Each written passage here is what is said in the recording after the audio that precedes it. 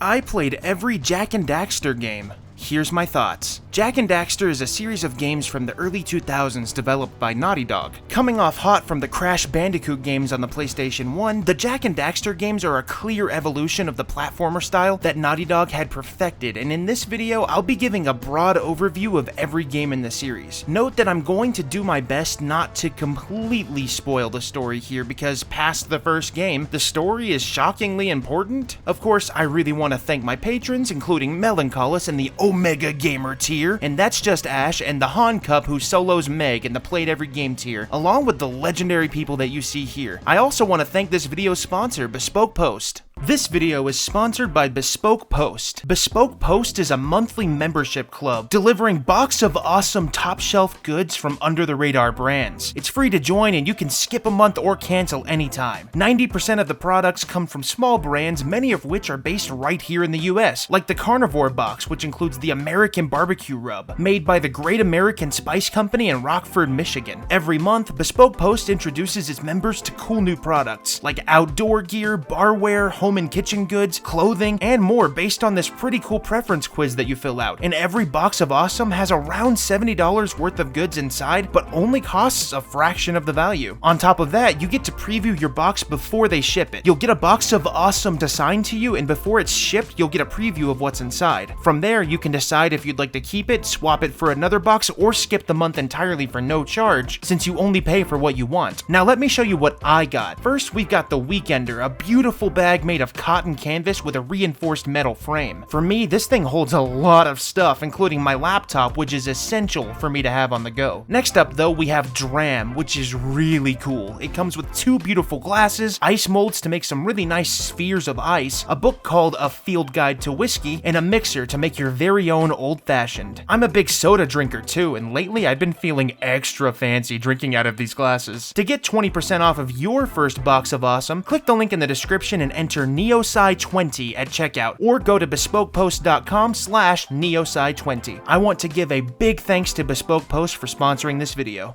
Alright, let's get into the games.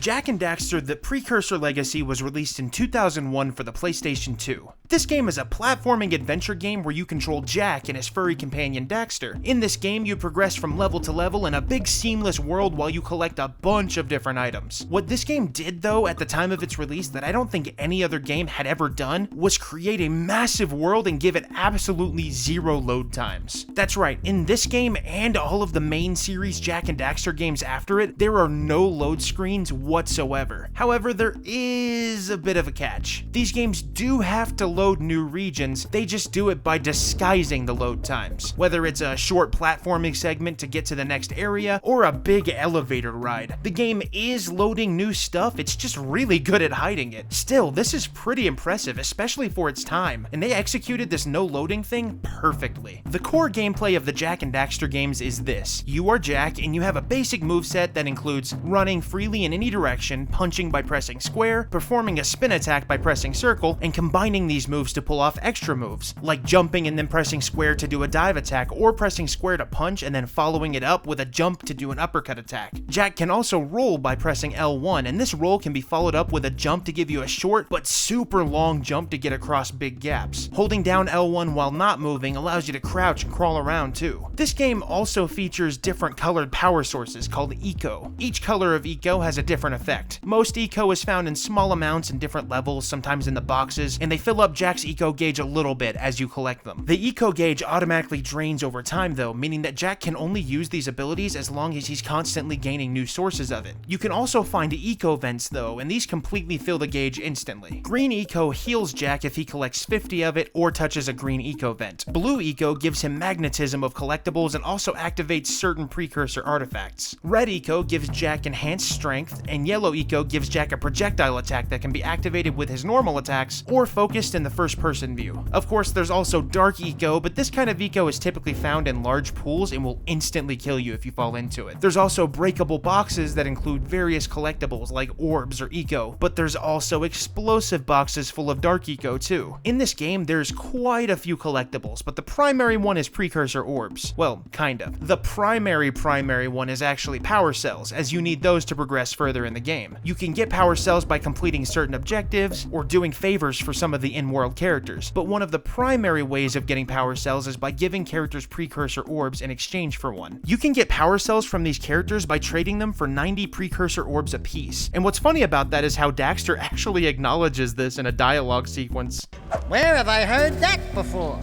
You can also trade orbs to these Oracle characters too. Other collectibles include Scout Flies. There are 7 Scout Flies in every level, and when you collect all 7, you earn a power cell. You can see how many power cells are available in each area and how many you've collected in the start menu. Some have hidden requirements while others are clearly indicated. I like how this works though, because of course some of them are obvious, like finding all 7 Scout Flies, but others are hidden because, to be honest, they probably spoil some of the cool discoveries. Outside of the collecting and platforming gameplay, there are a couple of segments where you're doing something else, like using this floating motorcycle vehicle called a Zoomer, or running around on a creature called a Flut. The Zoomer segments are kind of fun, but feel pretty few and far between. The Zoomer stuff is you driving the Zoomer and either finishing what is essentially a time trial, or chasing enemies. The Flut sections, I don't know. It's just running around and doing things you'd normally do as Jak, just with less control, I guess. I'm not a huge fan of either of these mechanics though, and honestly, I just prefer the Jak platforming stuff. It's not bad or anything, I just like how tight the gameplay is when it's focused on Jak's movement above all else. But let's get into my #1 biggest complaint about this game, which actually does involve controlling Jak directly: the camera. I understand that this is a relatively early 3D platforming game, but sometimes the camera makes it impossible to accurately figure out where you're supposed to be in 3D space, which can lead to a lot of unnecessary deaths. It happened so much, in fact, that there were times where I had to take an extended break from playing this game because it was becoming so frustrating. While this doesn't make the game unplayable by any stretch, it does make this game show its age a bit. Now I want to talk about the visuals. This game, up close, doesn't have the most detail, and the fidelity in later Jak games is definitely a lot higher. But what this game does better than almost every other Jak game is its visual style. Every location in this game is unique and distinct from every other location. If you showed me a still screenshot of a random point in this game, I could probably tell you exactly which level it is. The levels, in my opinion, are iconic, and the fact that they managed to make them all stand out from one another yet kept it a cohesive world is incredibly impressive and should be applauded. I love how this game looks, and that's not even getting into the super good animation quality. The characters are all expressive, even down to the random NPCs you only interact with a couple of times. Everyone seems super animated, and this is definitely not the kind of experience you got from most games of this era. This game doesn't have much of a story, but the general idea is that the big bads, Gaul and Maya, are kidnapping the Eco Sages in order to complete their dark plan to flood the world with dark eco. You, Jak, with your sidekick Daxter, traverse the world, finding the Eco Sages' homes and saving them from the enemies that have been ravaging them. This is obviously a pretty basic explanation, but the story really isn't all that deep, and it doesn't have to be either. The important characters are Jak, Daxter, Samos the Green Sage, and his daughter Kira. Jak doesn't talk at all, and most dialogue is handled by Daxter. The voice acting here is also really good for how early of a game this is. So listen, the Precursor Legacy is a classic. I don't think I've ever met someone who has played this game and didn't have something good to say about it. It's got personality, it's got fun, it's got a lot of nostalgic gameplay elements, but also cool stuff like big boss fights. It has mystery and intrigue in the story without getting bogged down, and they leave just enough breadcrumbs that when you finish the game, you're satisfied, but you still want to know more about the world. If you've never played Jak and Daxter: The Precursor Legacy, do yourself a favor and try it if you have the means. Outside of the sometimes janky camera, it's aged really well.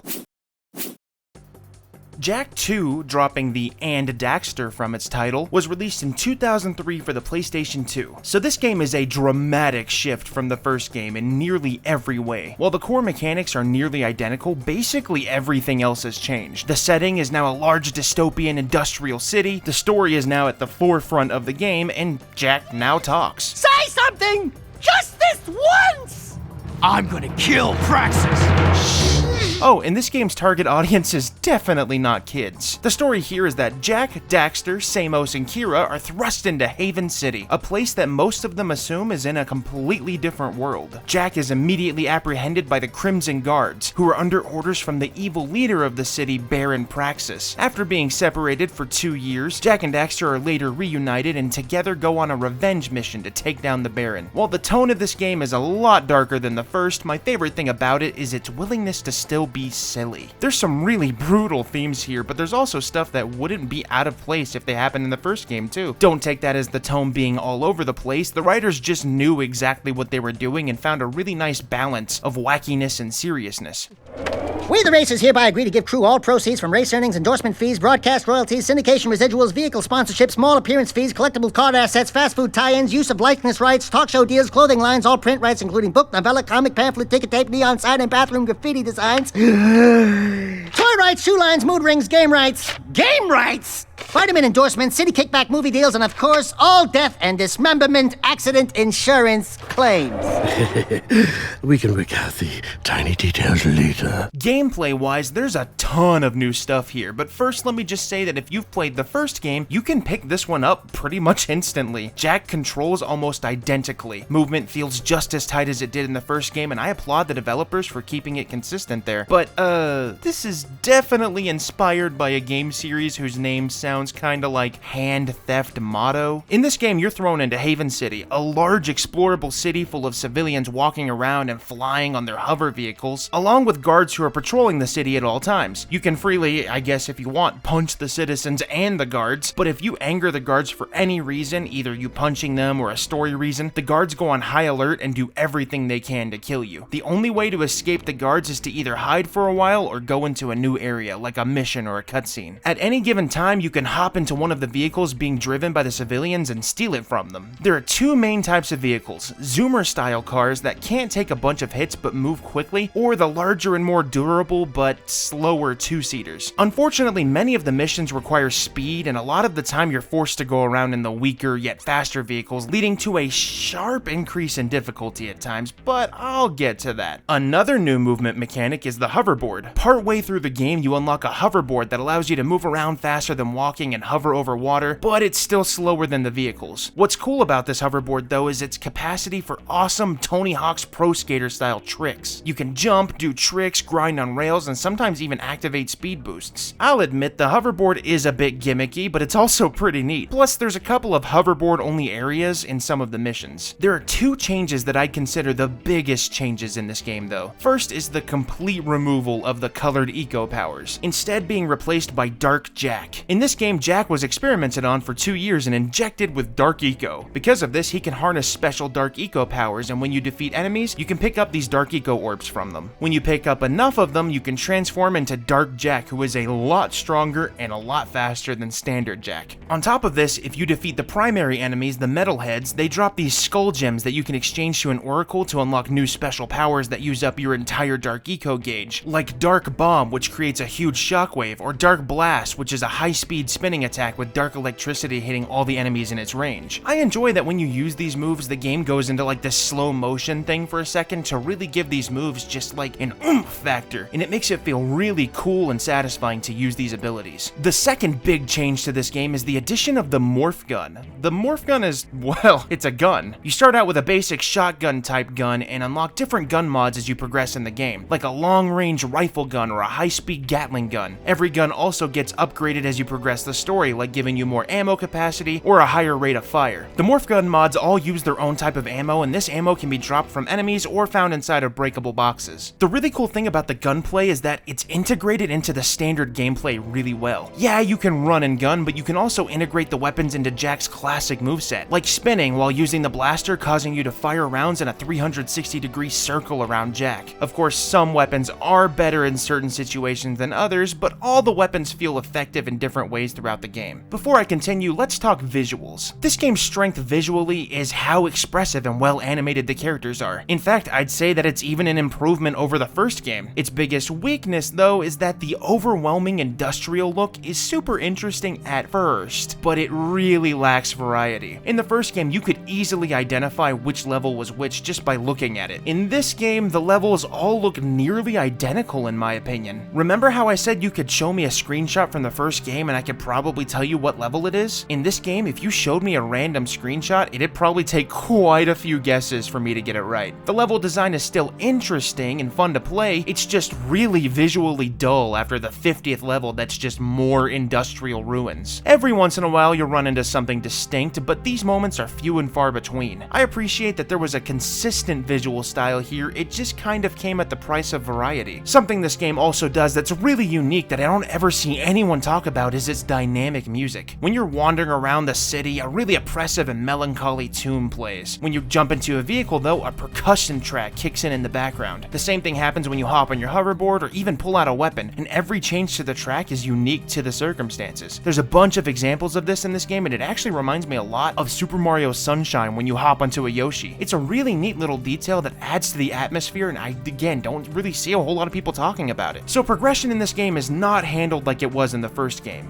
Instead, this game has mission areas you can go to on the map, and while it is linear, sometimes you have the option of choosing what order you take some of the missions. Completing missions progresses the story, and the collectathon aspect from the first game is mostly suppressed, at least for progression reasons. Some missions are straightforward platforming segments, while others are things like races or big set pieces where you're firing turrets or escaping from city guards. There are also these little mini missions scattered around the city on these hollow panels, and they all have different requirements. Some have you doing an Easter egg hunt for a precursor orb, others have you doing things like racing through rings or picking up items. But here's my absolute biggest gripe about this game. Some missions are really hard for no reason. And I don't mean challenging, which would actually be fine. I mean hard, for the sake of being hard. Some missions have really strict time limits, while others have elements of randomness that make them nearly impossible to complete without either attempting them many times or finding some way to get lucky or cheese them. What makes this worse is the lack of logical checkpoints in most missions. Oops, guess you're restarting the entire mission. Don't get me wrong, some missions feel fair and challenging, but others just, again, feel hard for the sake of being hard. On top of that, the checkpoints are not plentiful, meaning that when you do hit a difficulty spike and die after making a ton of progress, you can usually expect to be sent all the way back to the beginning of the level. And sure, you could say this is a skill issue, but I've seen a lot of complaints online about this game's difficulty over the years, so I know I'm not alone. And the thing is, I would be perfectly happy accepting the difficulty for that rewarding feeling you get for completing a super hard level, but no, that isn't the case in this game. Most of these hard levels come out of nowhere, with no build-up and no real payoff. You'll do a challenging mission, which is fair and fun, an insanely hard mission that takes a million tries, and then another relatively easy mission, rinse and repeat. It feels almost like every mission in this game was designed by a different person with a completely different idea of how difficult the game should be. One more thing I wanted to mention about this game is its introduction of the secrets menu. In this game, you can collect precursor orbs, but they're actually incredibly rare this time around and usually well hidden. Using these orbs, you can unlock secrets, including fun little modifiers like big head mode and a mirror world mode that mirrors the game, but also stuff like gun range missions and even outright cheats. These little secrets are a lot of fun, and collecting the precursor orbs hidden around in levels adds an extra layer of enjoyment to the standard platforming gameplay, especially when you can see that some of the orbs are hidden in clever spots that you can only get to after more story progression. At the end of the day, Jak 2 being Roman numerals for some reason, made some really interesting and creative decisions with the gameplay and took a ton of risks by completely changing the style and evolving the gameplay into something that almost resembles a completely different genre. Fortunately though, they were able to keep the important stuff intact here, and some of the new systems, while frustrating at times, were still fun most of the time. Jak 3, with the number 3, was released for the PlayStation 2 in 2004. Just to get it quickly out of the way, this game is set almost immediately after the ending of Jak 2. Without spoiling too much, Jak is banished from Haven City and left to die in the wasteland, but is quickly found and brought to a new desert city called Spargus. Over the course of the game, he gets involved in another conflict and has to save the day with the help of an ever-growing cast of characters. Visually, this game looks nearly identical to Jak 2, but the addition of the wasteland locale really is refreshing. While I wouldn't call the wasteland colorful by any stretch, I will say that it's nice to see something that isn't just Haven City. Though, speaking of Haven City, you do eventually get to return, and the city has a slightly different layout with some new areas for story reasons, and it actually does have improved environmental variety. Overall, this game is what I'd consider the final evolution of the visuals in this series and is easily the best looking game on a technical level. Its art direction still isn't on par with the first games, but that's not what this game is going for anyways. On to gameplay now. So Jak 2 added in a bunch of new mechanics like the hoverboard, guns, dark Jak, and more. While this game adds in some new stuff, it seems like a lot of what's here is just refining what worked in the previous game. For starters, guns work the same as the last game at first, but now you actually get gun upgrades that change the way the gun behaves. Every gun mod now has multiple versions, each using the same ammo but giving a different effect, like the beam reflector, which uses yellow ammo but has the bullets ricocheting off of walls and other enemies. I love how this was handled in this game because it gives the gun so much more variety. Every encounter can be played differently just by experimenting with which gun is best suited for the situation. On the flip side though, this game is probably dead last for how much you actually use Jak's basic movement abilities, like his punch and spin attacks, so it does feel like something is almost lost in service of the cool new gun stuff, but hey, the hoverboard is back and it has offensive abilities now, so that's cool. Another change in this game is Jak's dark Jak powers. Now, activating dark Jak uses way less of the gauge and can actually be used multiple times if you don't use one of his special abilities. However, this game also introduces light Jak abilities, all of which are meant more for support and platforming rather than combat. These abilities include a healing ability, an ability that slows down time, and even an ability that gives Jak flight, sort of like Pit in Super Smash Bros. I think it would have been easy for the developers to have just phoned in new dark Jak powers here, so I really appreciate them going in the other direction and introducing entirely new mechanics, while also managing to not remove or cheapen the dark Jak mechanic. The biggest new addition to this game though is the Wasteland and its vehicular combat. In this game there are a lot of missions that require you to drive a combat vehicle or buggy around the wasteland doing missions and sometimes even racing. The vehicles handle way better than the floating Haven City ones and the controls are straightforward. There's a bunch of vehicles that you steadily gain access to as you progress the story and each one feels completely different to use. For example, there's one called the Sand Shark that feels like an all-rounder with standard speed and a little minigun turret. Or there's the Desert Hopper, which has a grenade launcher but feels like it drives relatively more slowly and has a massive jump height that you can charge up. While you're roaming the wasteland, enemy vehicles will show up and attack you all the time. They're pretty easy to defeat, but their strength is in numbers, but defeating them usually grants you a boost. You can have up to 3 boosts at a time, and using these, well, boosts. You can jump out of your vehicle at any time, though most of the time this is ill-advised if you're in the middle of the wasteland, since the enemy vehicles don't stop coming after you. At certain points in the story, you're required to participate in a race, and these races are actually more fun than any of the races in Jak 2 in my opinion. The cars handle better than the Zoomer-like vehicles, and it just overall feels like a fun little combat racing minigame. They really could have made a whole game around this concept. The biggest thing I enjoy about this game though is just how often you have a new concept thrown at you, yet the game never feels bloated. The game says, oh look, here's a brand new driving mechanic. Oh look, you get gun upgrades. Oh look, light eco powers. Oh, we're playing as Daxter now? But at no point did I ever say, whoa, wait, stop, this is too much. Because it just all meshes well together. I also want to point out that the difficulty in this game is a massive improvement over Jak 2's. It's still challenging, but this time around there's far fewer missions that feel outright frustrating. And they actually have included logical checkpoints in this game. I know I haven't spent a whole ton of time talking about Jak 3, but really that's because it mostly just builds off of what worked in Jak 2. It'd be kind of boring to watch this video if I just re-explained how Jak 2's mechanics work again. This game is really good though, and I actually wholeheartedly prefer it to Jak 2 in basically every way. The story can get a little sloppy in some places, but at the end of the day, it's still solid and I enjoyed it a lot. Overall though, if you liked Jak 2, you'll like Jak 3. It's a solid game, and more importantly to me, feels a lot less frustrating to play.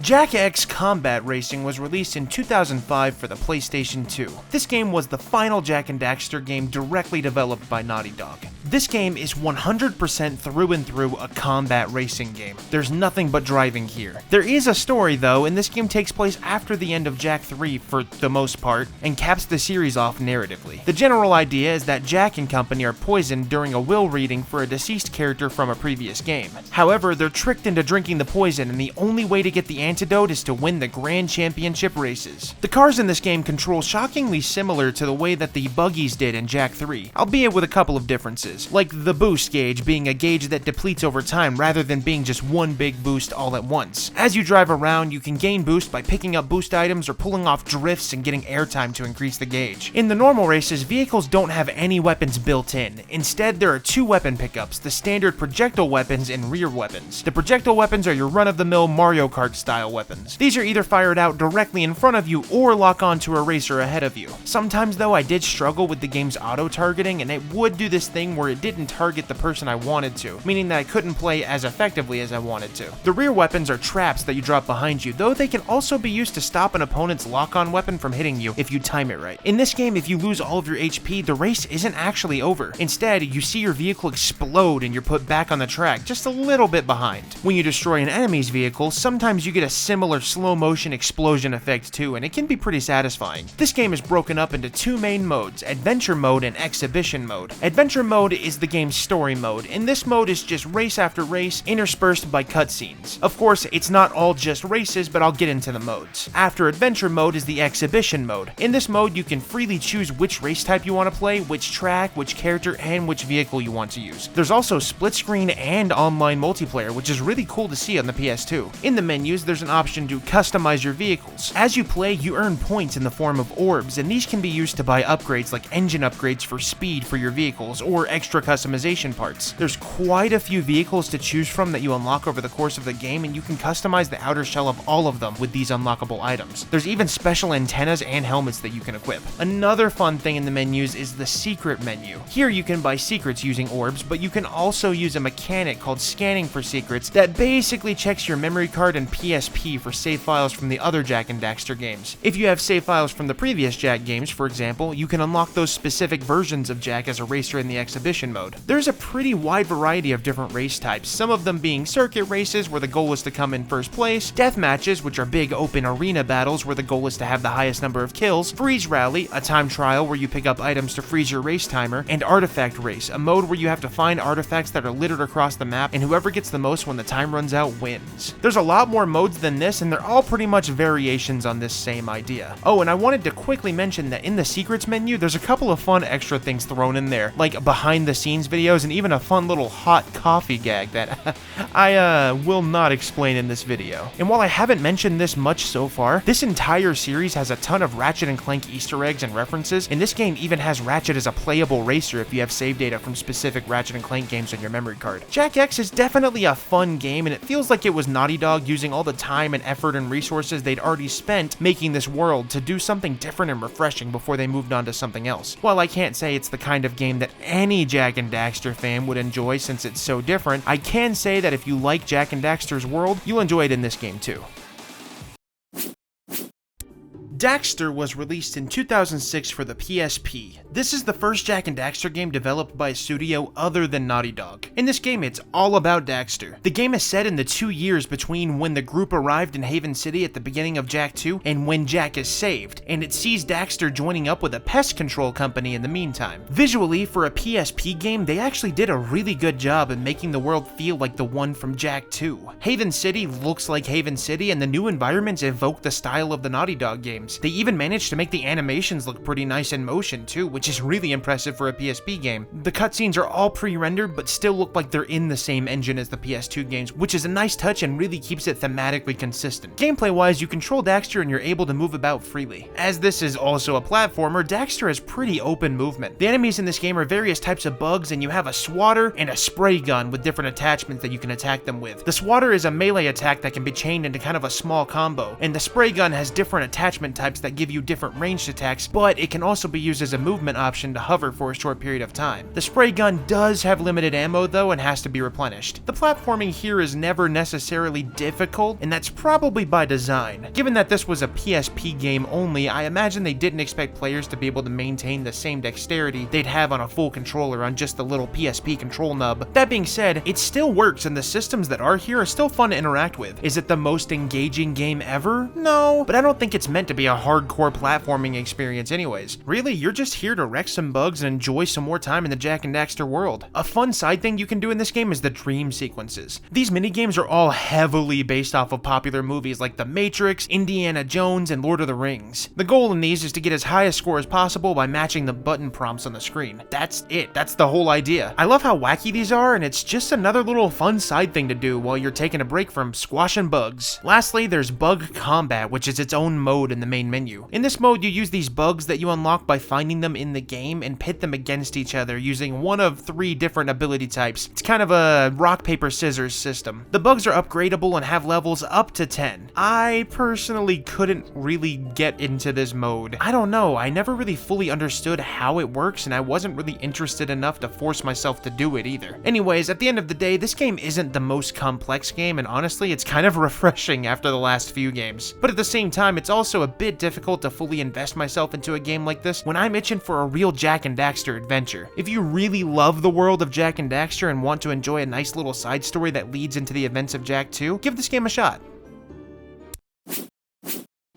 Jak and Daxter: The Lost Frontier was released in 2009 for the PlayStation 2 and the PSP. This is the second game made by an outside studio and the final game ever released in the series as of this video. Before I get into it, I want to point out that apparently this game was actually being developed originally by Naughty Dog, but was eventually handed off to High Impact Games as Naughty Dog didn't have the resources to develop it alongside the first Uncharted game. The story here is that after the events of the previous games, the world is suffering an eco shortage, and Jak, Daxter, and Kira leave to the edge of the world to search for a solution. On the way, they encounter sky pirates who become integral to their adventure. Visually, this game is kinda sorta going for a Jak 2 and 3 look, but also seems like it was inspired a lot by the style of the first game, and it really shows. There's a lot of bright colors and lush environments, and the overall mood of a lot of the levels here feel a lot more ancient and mysterious compared to the industrial and wasteland vibes of the latter 2 main series games. But they also did some things with this style that I definitely don't enjoy. For starters, everyone just looks wonky, and it doesn't help that all of the cutscenes are pre-rendered in a noticeably different style than previous games, and that really nice expressiveness that the series is known for is just completely lost here. Everyone just seems to have 1 or 2 facial expressions now, and the cutscenes definitely look like pre-rendered scenes, but not the kind that you'd want, more like pre-rendered scenes from a much older game. Even in-game, the animations are noticeably less fluid, which leads me to assume that the cutscenes couldn't even properly be done in real time in this engine. Plus, I know I said that the colors are vibrant here, but they also just feel more basic in a way. Part of that is probably because the environmental detail is cranked way down here. While previous games had some pretty detailed geometry on the environmental objects, this game is mostly just flat surfaces with minimal details. This is probably so this game could work better on the PSP, but at this point it almost feels like they gave up a lot of what makes Jak and Daxter feel like Jak and Daxter, and it feels like they did it in service of forcing it to work on the PSP. This especially bothers me because Daxter somehow got the look down perfectly, and it was released years earlier for the same platform. Okay, let's talk about the gameplay. The gameplay. So this game looks like Jak and Daxter on the surface, but the developers of this game committed what I consider to be the worst sin you can commit in a long-running series like this. They screwed with the game feel. Let me explain. Every main Jak and Daxter game had a very specific feel to them, specifically with Jak's basic moveset, which I've actually mentioned before. Over time, muscle memory kicks in and you just know how to play. You know how everything is supposed to work. In The Lost Frontier, they decided to make little adjustments to just about everything. Double jumping, completely different timing. The way the punch and spin attacks feel, just different enough to feel awkward. Rolling, oh, that's completely gone. High jumps, gone. I get it, this game was made primarily for the PSP, which had fewer buttons, so I can sort of give the rolling and high jump thing a pass, but why did they screw with everything else? The previous games controlled perfectly. I mean, this definitely seems like a new proprietary engine, but still, let's get into some specifics. This game retains most of the controls and moves available to Jak in previous games, but for story reasons, the dark and light Jak powers are gone. Instead, this game uses an upgrade system to augment Jak's base moveset with eco powers, and it actually evokes the first Jak game to an extent. Using collectible dark eco orbs as a currency, you can spend them on an upgrade menu by talking to Kira, and they're broken down by color. Some upgrades are locked at the beginning of the game but become available as you progress the story. These upgrades upgrades do things like make Jak fire out an energy ball, give him the ability to deflect projectiles, and even other kinds of upgrades like outright health upgrades. There's also the secondary eco powers that you unlock at certain points in the story, and these are really similar to the light Jak powers in the way that they're activated. These abilities include a dark ball that explodes when you shoot it, and a green context-sensitive crystal that you can summon from the ground. This game also brings back the morph guns, with very few differences outside of one of the original weapon types being swapped out for the new one. And for the record, there's none of the Jak 3 weapon upgrades here. The biggest departure in this game, though, is the aerial combat. This game has a handful of missions where you're piloting a plane. The plane controls fine, and you have the option to fire the guns, use lock-on turrets, and perform special maneuvers to avoid enemy missiles by pressing the D-pad. I don't really like the plane segments. It feels almost like Star Fox, but weaker in pretty much every way. The controls don't feel very tight, and I can't imagine ever doing precise dogfights in this game. The final new element I'll talk about here is the Jak Daxter segments. These are basically side missions where you control a large mutated version of Daxter who's been corrupted by dark eco. These missions use an overhead perspective and have you traversing levels where you use Daxter's new dark abilities, like firing eco balls or using this Tasmanian devil-style spin attack. Using these abilities depletes Daxter's dark eco gauge in the bottom corner, but this gauge can be refilled by defeating enemies and collecting orbs, or using the spin attack on these dark eco crystals that can be found around the levels. He also has a ground pound attack that allows him to interact with elements in the levels too, like these power inverters that change the direction of fans to avoid stepping on dangerous terrain. Jak Daxter can also pick up and throw enemies, sometimes using this to his advantage, like throwing these spiders to cover up holes and enable him to walk over otherwise inaccessible areas. The way I feel about these Jak Daxter missions is the same way I feel about the Zoomer and Flut sections in the very first game. They're fine, but they also kind of feel tacked on and really just impede the flow of gameplay. They're not bad or anything, and I can definitely see that they were just trying to add some variety to the gameplay. I'm just not personally a fan of these sections. I think this game made some creative decisions around the gameplay in general though. The upgrade system is actually kind of fun and gives Jak a lot of variety in his moveset, and it actually reminds me a lot of what made the first Jak and Daxter game fun. Using Jak as basically a conductor for all these cool eco powers was a great idea, and it works really well within the Jak and Daxter world. While the controls and physics still feel incredibly awkward to me, I can still admire a little bit of what they did right here. Like, the guns shockingly feel nearly identical to how they felt in Jak 2. The plane stuff though, this is the weakest part of the game. I think the developers here wanted their own spin on the Jak 3 vehicle gimmick, but the plane stuff really is a miss to me. I like the idea of the whole sky pirate aesthetic, but I don't like it in practice since the plane stuff just feels too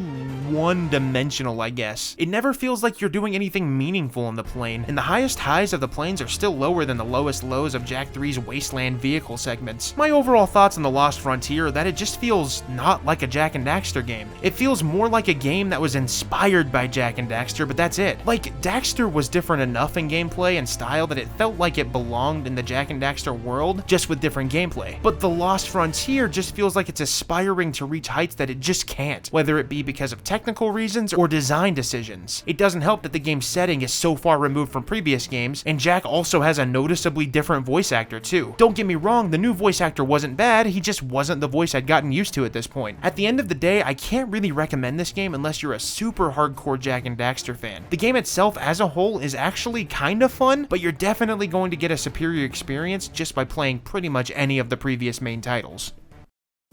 So normally this is where I would start telling you about how I feel about the series as a whole, and I'll get to that, don't worry. But first, I want to make a plea. Naughty Dog, or Sony, whoever it is that has control of the Jak and Daxter IP, please don't let this series be dead forever. I know that the Naughty Dog who made the Jak and Daxter games back in the day is basically a completely different company to the Naughty Dog of today, but you're now considered one of the most talented development studios of all time. I know there's someone there who can put together a really cool new Jak and Daxter game. We actually know that they were working on some new Jak and Daxter concepts before they changed course and started working on The Last of Us of all things. So while I wouldn't say that there's still hope for a new game, it's clearly not completely off the table. Also, I know I'm gonna get a bunch of comments mentioning PlayStation Move Heroes and PlayStation All-Stars Battle Royale, but I don't think those count as they do feature Jak, but also a ton of other characters. They're not really Jak and Daxter games. Anyways, this series is a very unique series in that it began during a time when it seemed like the mascot platformer genre was getting a bit too crowded, and rather than just coast on the success of the first game, they chose to evolve the series into something completely different instead. instead. Whether or not this was a good decision is really up in the air because some people loved the changes while others hated it. Just look at the online discourse about these games and you'll see that the fan base is actually shockingly split. Personally, I enjoyed what they did with the later games in the series, at least when it comes to Jak 2 and 3's massive gameplay changes and tonal shift. Sure, they could have given Jak a more fun, family-friendly adventure, but this shift probably gave them a refreshing experience after making basically nothing but family-friendly platformers for almost a decade at the time. Plus, looking at the mature themes Naughty Dog games tackle nowadays, it's easy to see that they were inevitably going to go in a darker direction no matter what they were making. Anyways, if you have never played this series, I implore you, at least play the first game. It's a legendary series and there's so much fun to be had if you're willing to give it a shot. Alright, thank you so much for watching, and if you enjoyed this, definitely take a look at some of my other content. I make a lot of stuff just like this that I think you'll enjoy. Anyways, thanks again for watching, and as always, have a fantastic day.